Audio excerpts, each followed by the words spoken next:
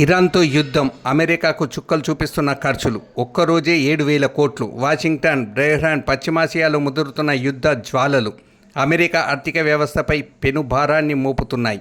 ఇరాన్పై ప్రారంభించిన operation epic pure అగ్రరాజ్యాన్ని భారీ ఖర్చుతో కూడుకున్న వ్యవహారంగా మారింది.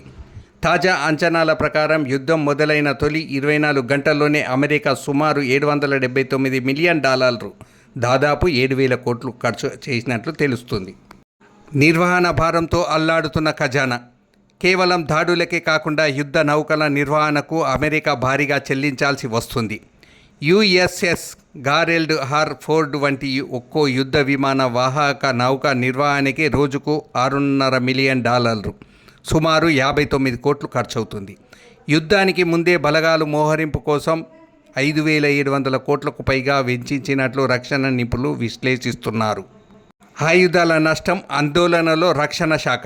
ఆర్థిక భారంతో పాటు సాంకేతిక నష్టం కూడా అమెరికాను కలవరపెడుతుంది.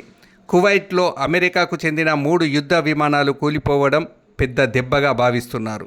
ఉక్రెయిన్, ఇండో పసిఫిక్ ప్రాంతాల్లో ఇప్పటికే క్షిపణి నిరోధక వ్యవస్థలను మోహరించిన నేపథ్యం ఇరాన్ యుద్ధంలో ఆయుధాలను కోల్పోవడం అమెరికా రక్షణ సామర్థ్యాన్ని ప్రశ్నార్థకం చేస్తుంది. మొత్తం లెక్క 3 లక్షల కోట్లు దాటింది. 2023 అక్టోబర్లో హమాస్ దాడి తర్వాత నుంచి ఇప్పటి వరకు పశ్చిమాసియాలో అమెరికా చేసిన మొత్తం ఖర్చు సుమారు $33.77 బిలియన్, దాదాపు 3.1 లక్ష కోట్లు చేరినట్లు బ్రౌన్ యూనివర్సిటీ అధ్యయనం వెల్లడించింది.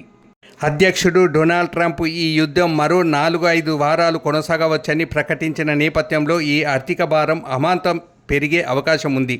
మరోవైపు ఇరాన్ హర్ముజ్ జలసంధిని మూసివేస్తామని హెచ్చరించడం ప్రపంచ వాణిజ్యంపై, ముఖ్యంగా చమురు ధరలపై తీవ్ర ప్రభావం చూపేలా కనిపిస్తుంది.